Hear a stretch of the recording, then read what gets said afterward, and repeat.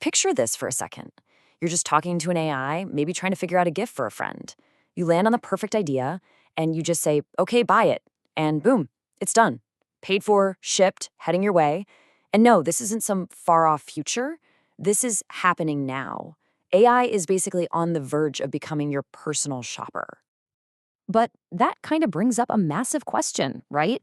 I mean, how can a machine that just talks actually go out and buy something? It's one thing for an AI to browse the internet for you, but it's a completely different ballgame to navigate a messy checkout page, handle your payment info, and securely place an order. That's a huge leap, not just technically, but in terms of trust.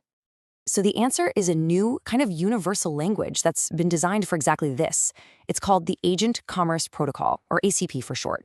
And you can really just think of it as the instruction manual, or maybe even the Rosetta Stone, that finally lets AI agents, us the buyers, and all the different businesses speak the exact same language to get something bought safely and without any fuss.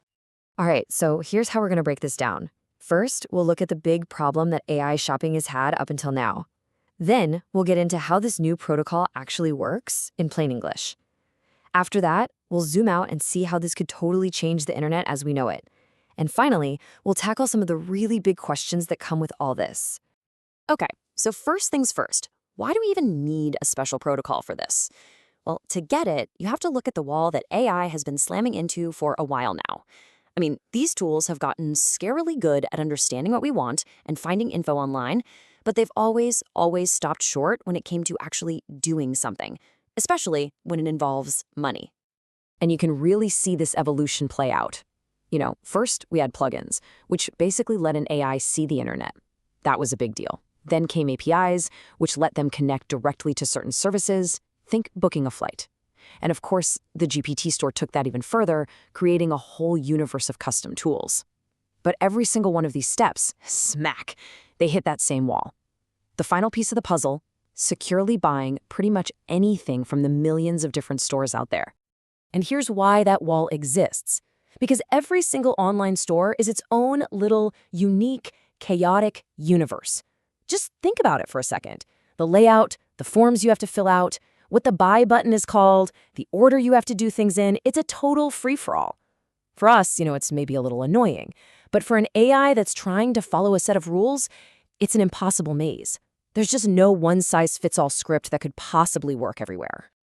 And that brings us to what is honestly the biggest hurdle of all, trust. I mean, let's just say hypothetically that an AI could figure out all those messy checkout pages. Would you really be comfortable giving it your credit card number, just having it stored ready to autofill on any random website it lands on? No way. The security risk is just massive. And that one single issue, that trust gap, has been the main thing holding AI back from going from being a glorified search engine to a true agent that can act on your behalf. So, faced with that impossible maze and that huge trust gap, how do you solve it? Well, you don't try to teach the AI a million different languages for a million different websites. Instead, you create one universal language that everybody agrees to use. And that, in a nutshell, is exactly what the Agent Commerce Protocol is. It really is the Rosetta Stone for e-commerce. And probably the best way to think about it is like this. We all use the internet every day because of a protocol called HTTP. It's that invisible set of rules that lets your web browser talk to a server. You never see it, you don't think about it, it just works.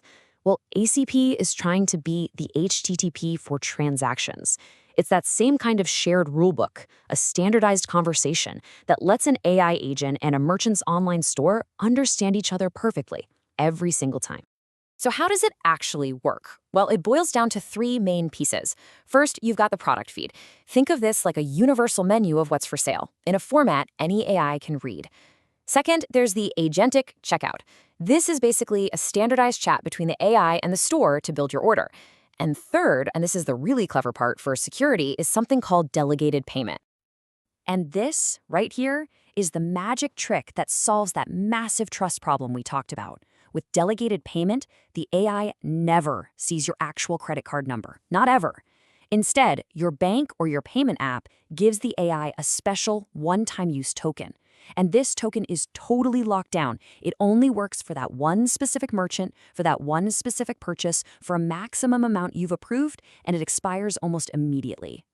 It's a fantastic analogy, really. It's like giving a valet a key that can start the car, but can't open the trunk or the glove box. The AI gets just enough power to do the one single job you asked it to do, pay for this specific thing. But it gets absolutely no access to your actual bank account. It can't go on a spending spree. It's security baked right into the system from the start. Okay, so having a universal language for AI shopping is, a really cool technical solution. But this is where things get much, much bigger. The implications go way beyond just making it easier to buy a book or a pair of socks. What we're talking about here is a truly fundamental shift in how we interact with the internet itself. Think about it. For the last 30+ years, we've lived on what you could call the Internet of Destinations, right? If you want shoes, you go to a shoe website. If you want to order a pizza, you open the Domino's app. You, the user, have to navigate to all these different places. This new model is flipping that script. It's creating an Internet of Intent. You don't go anywhere. You just state your goal, your intent. Find me waterproof hiking boots in a size 10 and order them. And the AI agent acts like your personal coordinator, going to all those places and doing all the work for you.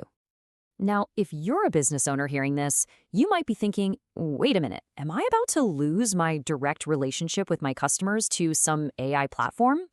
And that's a fair question. But the people who built this protocol thought about that. In fact, this quote from their own documentation is crucial. It makes it clear that the merchant, the store, is still in the driver's seat. So what does that actually mean in practice? Well, it means the store is still the merchant of record. That means their name is the one on the credit card statement.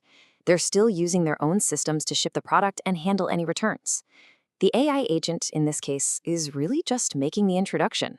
It's a facilitator, a really powerful new channel to find customers, but not a middleman taking over the whole relationship. Whenever a shift this big comes along, it's bound to send shockwaves through the whole system.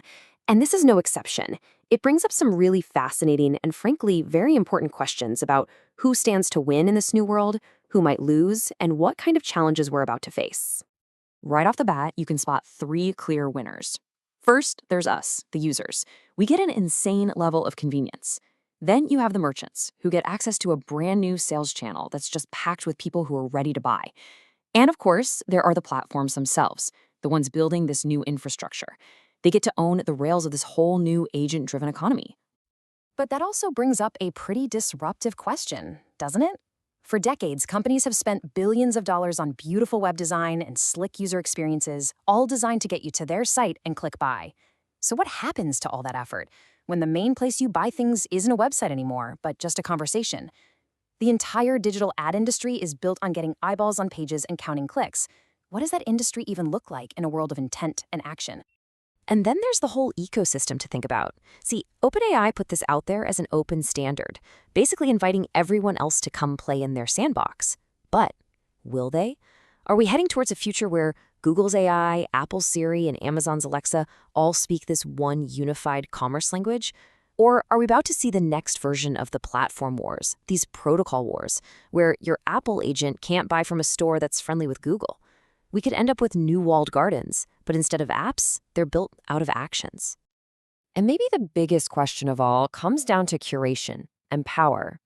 Right now, OpenAI is saying that all the product results are organic and unsponsored. But let's be real.